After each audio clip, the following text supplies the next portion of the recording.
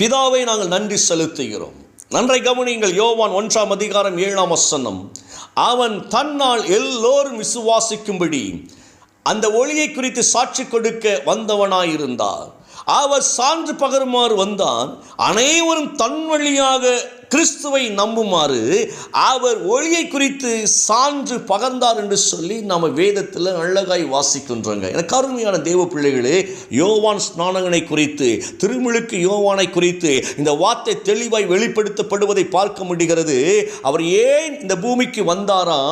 கிறிஸ்துவை காண்பிக்கும்படியை வந்தார் என்று சொல்லி நாம் பார்க்கிறோம். பாருங்களேன், ஏன்னா இயேசு பிறப்பதற்கு முன்பதாகவே யோவான் பிறந்தார் என்பது வேதத்தினுடைய சத்தியமாய் இருக்கிறது. இயேசு கிறிஸ்து அந்த பிறப்பின் ஆரம்பம் இருக்கு, கருவினுடைய ஆரம்பம். அந்த நாள் அன்னைக்கு யோவான் ஸ்நானனுக்கு 6 மாதம் ஆயிட்டு, அப்படிதானே? கருவில் 6 மாதம் இருந்தவரை குறித்து தான் தூதன் சாட்சி கொடுக்கிறார். உன் இனத்தாளாகிய உறவினராகிய எலிசபெத் அம்மாவுக்கு இது 6ஆம் மாதம். அப்போ இயேசுவிட 6 மாதம் மூத்தவர் இந்த யோவான் ஸ்நானகன். நல்லா நீங்க கவனித்துக் கொள்ள வேண்டும். எனக்கு அருமையான தேவ பிள்ளைகளே, இந்த யோவான் ஸ்நானகன் இப்பொழுது என்ன செய்கிறார்? கிறிஸ்துவை குறித்து பேசிக் கொண்டிருக்கிறார், கிறிஸ்துவை வெளிப்படுத்தி கொண்டிருக்கிறார், கிறிஸ்து நமக்காய் வரப்போகிறார் என்பதை அறிக்கை செய்து கொண்டிருக்கிறார். அநேகருக்கு ஞானஸ்நானம் கொடுக்கின்ற பொழுது இயேசுவை காண்பிக்கின்ற ஒரு பாத்திரமாய் தேவன் யோவானை பயன்படுத்தினதை நாம் பார்க்கிறோம். பாருங்களேன், இன்றைக்கு இந்த வார்த்தை ஏன் ஆண்டவர் நமக்கு தந்தார் அப்படின்னா, நாமும் கிறிஸ்துவுக்கு சாட்சியாக, கிறிஸ்துவை வெளிப்படுத்தும்படியாக, அநேகர் கிறிஸ்துவின் பக்கம் திருப்பும்படியாக தேவன் நம்மையும் தெரிந்து கொண்டிருக்கிறார் என்கிற ஒரு நம்பிக்கை நமக்கு உண்டாகும்படியாகத்தான் தேவன் பேசிக் கொண்டிருக்கிறார். எனக்கு அருமையான தேவ பிள்ளைகளே, சிலருக்கு ஒரு கேள்வி உண்டு, நம்ம ஏனையா பிறந்தோம், நம்ம ஏன் பிறந்தோம் தெரியலையே. நான் சொல்றேங்க, நம்முடைய பிறப்பு ஒரு அதிசயமானதாக இருக்கிறது.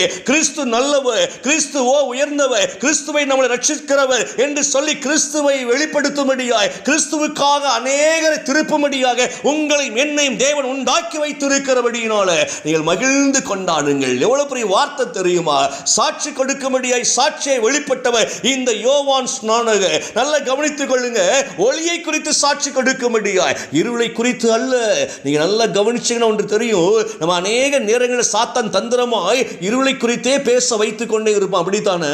அவர்கள் கொள்ளையடிக்கிறார்கள், அவர்கள் திருடுகிறார்கள், அவங்க யோக்கியமா இவங்க யோக்கியமா என்றெல்லாம் சொல்லி இருளை குறித்தே நம்மளை பேச வைத்து நம்முடைய வாழ்க்கை இருளாக்குவதிலே அவன் அக்கறை உள்ளவனாய் இருக்கிறான், சாத்தானானவர். ஆனால் வேதம் சொல்லுகிறது, இருளை குறித்து பேசுவதற்கு நாம் அழைக்கப்படவில்லை, நாம் உண்டாக்கப்படவில்லை. வெளிச்சத்தை குறித்து பேசுவதற்கோ, வெளிச்சத்தின் பக்கம் அநேகரை திருப்புவதற்குமாய் நாம் அழைக்கப்பட்டிருக்கிறோம். இந்த வார்த்தை ரொம்ப எனக்கு பிடிச்சிருந்துச்சுங்க.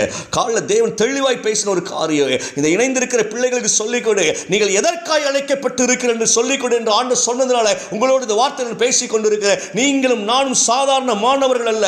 கர்த்தர் நம்மை தமக்கென்று முன்குறித்து பிரித்தெடுத்து இருக்கிறார். இந்த உலகம் 1000 பிரச்சனைகளுக்குள் இருக்கலாம், ஆனால் நீங்களும் நானும் தேவ சமூகத்தில் இருக்கும்படியாக, தேவ பிள்ளைகளாய் இருக்கும்படியாக, தேவனுடைய சாட்சியாய் இருக்கும்படியாக கர்த்தர் நம்மை தெரிந்து கொண்டிருக்கிறார். எனவே நீங்கள் கலங்காதிருங்கள். சான்று பகருவது நமக்கு மாத்திரமல்ல, நம் வழியாக சான்று பகர அநேகர் கிறிஸ்துவை அறிந்து கொள்வதற்கு நம்மை பாத்திரமாய் தேவன் பயன்படுத்த விரும்புகிறவராக இருக்கிறார். நீங்க நல்லா கவனிச்சீங்கன்னா, ஒரு தாயும் தகப்பனும் ஜெபிக்கிற ஜெபம், ஒரு தாயும் தகப்பனும் வீட்டில் எப்படி இருக்கிறார்களோ அப்படியே பிள்ளைகள் வளருவார்கள். அதான் உண்மை.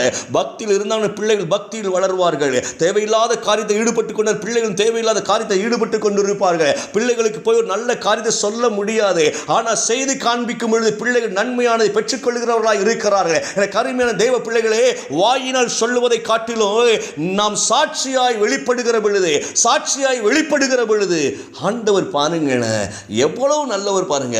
அநேகர் கிறிஸ்துவை நம்பும்படியாக நம்மெல்லாம் அழைக்கப்பட்டு இருக்கிறோம். பாருங்களேன், எனக்கு ரொம்ப பிடிச்சிருந்துச்சுங்க. நம்ம வழியா தேவன் நல்லவர் என்று ஜனங்கள் அறிந்து கொள்ளுகிறார்களே. எல்லாரும் சொல்லுங்களேன், எங்க வழியா ஆண்டவரை ஜனங்கள் அறிந்து கொள்ள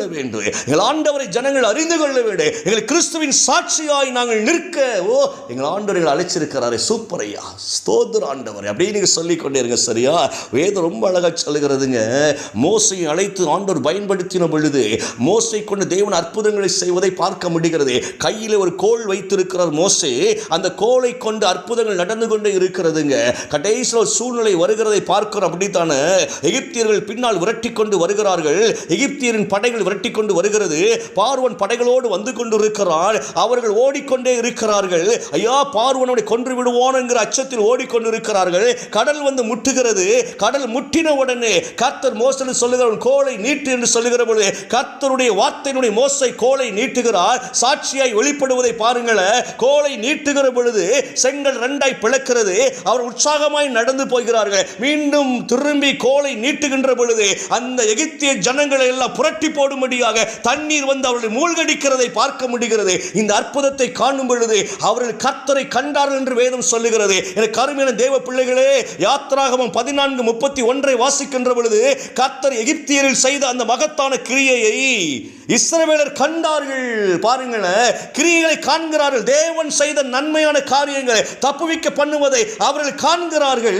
காண்பது மாத்திரமல்ல, அப்பொழுது ஜனங்கள் கர்த்தருக்கு பயந்தார்கள். கர்த்தரிடத்திலும் அவருடைய ஊழியக்காரனை மோசேயிடத்திலும் அவர்கள் விசுவாசம் வைத்தார்கள் என்று சொல்லி நாம் பார்க்கிறோம். எனக்கு அருமையான தேவ பிள்ளைகளே, ஒரு மோசையின் வழியாக ஜனங்கள் கர்த்தரை கண்டுகொள்ளும்படியாய் கர்த்தர் மோசே தெரிந்து கொண்டாரே. உங்களை என்னை தேவன் தெரிந்து கொண்டு கையிலே வார்த்தை கொடுத்திருக்கிறார் அல்லவா? இந்த வார்த்தை எந்த அளவுக்கு நாம் பிரயோஜனப்படுத்துகிறோமோ அந்த அளவுக்கு நம்மளும் ஆசீர்வதிக்கப்படுவோம், நம்மை சார்ந்தவர்களும் ஆசீர்வதிக்கப்படுவார்கள். நாம் யாருக்கெல்லாம் அறிவிக்கிறோமோ அவர்கள் தேவன் பக்கமாய் திரும்பும்படியாய் கர்த்தருடைய ஆசீர்வாதம் அவர்களை மூடுகிறதா இருக்கிறது. எனக்கு அருமையானவர்களே, நீங்க பாக்கியவான்கள், பாக்கியவதிகள். முதல்ல உங்களை உணர்ந்து கொள்ளுங்க. நாங்கள் யார் தெரியுமா? தேவனுடைய சத்தியத்தை வெளிப்படுத்தும்படி தேவனை அழைப்பு பெற்றவர் என்பதை நீங்க சொல்லிக் கொண்டே இருங்க. ஐயோ, கர்த்தரை தெரிந்திருக்கிறார், கர்த்தரை தெரிந்திருக்கிறார், தேவ சாட்சியாய் நான் நிற்கும்படி தெரிந்திருக்கிறார். அப்படி நம்ம விசுவாசித்து பேசுகிற பொழுது பாவம் செய்ய முடியாது. நல்ல கவனித்துக் கொண்ட வார்த்தையை தவறான ஒரு வழிக்கு போக நினைத்தாலும் கூட நினைக்க முடியாது. ஏன்னா கர்த்தரை அழைத்திருக்கிற அழைப்படங்கு ஞாபகத்துக்கு வந்துவிடு. ஐயோ, நான் சாட்சி கொடுக்கத்தானே வந்து என் வழியாக அநேகர் தேவனை அறிந்து கொள்ள சாட்சியாகத்தானே கர்த்தரை உருவாக்கி இருக்கிறார் என்று சொல்லி நம்ம தேவனை முழுக்க முழுக்க பற்றி கொண்டிருக்கிற ஒரு கிருபை நமக்கு உண்டாயிருக்கிறதுங்க. நினைச்சாலும் தவறு செய்ய முடியாது, தவறான வார்த்தைகளை பேச முடியாது. நீங்க தைரியமா இருங்க, கர்த்தருடைய சமூகத்தில் சார்ந்து கொண்டிருங்க. ஏன்னா தேவன் மிக மிக மிக நல்லவராய் இருக்கிறபடினாலே, கர்த்தருடைய நாமம் நம்மோடு கூட இருக்கிறபடினாலே, எனக்கு அருமையான தேவ பிள்ளைகளே, நீங்கள் ஒரு நாள் வெட்கப்பட்டு போக மாட்டீர்கள், மாட்டீர்கள், மாட்டீர்கள்.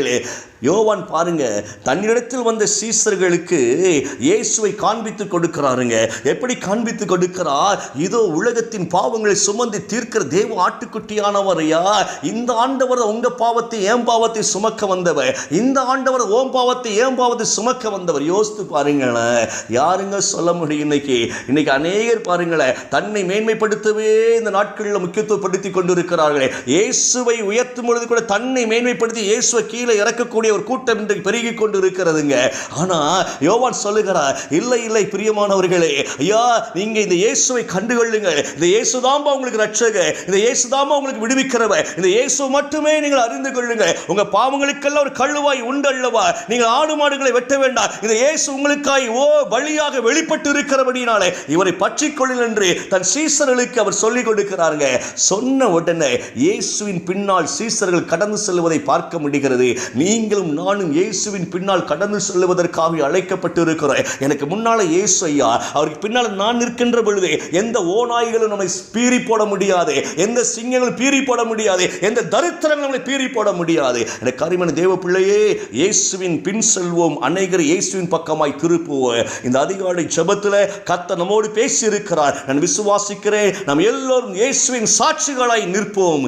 கண்களை மூடுவோமா? பிதாவே, எங்கள் பிள்ளைகளை ஆசீர்வதிக்கிறேன் ஐயா, இயேசுவின் நாமத்தில் ஆசீர்வதிக்கிற இந்த நாளில் தேவன் பேசின வார்த்தைகள் விசுவாசிக்கிறோம். ஆண்டவரே, அற்புதங்களை காண பண்ணுகிற தேவனாகிய கர்த்தர், இன்றைக்கு இயேசுவின் நாமத்தில் இணைந்திருக்கிற ஒவ்வொரு பிள்ளைகளுக்காய் ஜெபிக்கிறேன். எங்கள் ஒவ்வொருவரும் அழைத்தவர், தெரிந்து கொண்ட எங்கள் ஆண்டவர், அற்புதமாய் நடத்தி கொண்டிருக்கிற எங்கள் ஆண்டவர், எங்கள் வழியை உம்மை காணும்படியாய் சாட்சி கொடுக்க எங்களை ஆண்டவர் பயன்படுத்துகிறதற்காய் நன்றி செலுத்துகிறோம் ஐயா. தொடர்ந்து நாங்கள் பயனுள்ள பாத்திரமாய் இயேசுவின் நாமத்தினாலே பலன் கொள்ளும்படியாய் எங்கள் எல்லாம் கரத்தில் ஒப்புக் கொடுக்கிறோம். இயேசுவின் நாமத்தில் ஜெபிக்கிறேன் நல்ல பிதாவே. ஆமென், ஆமென்.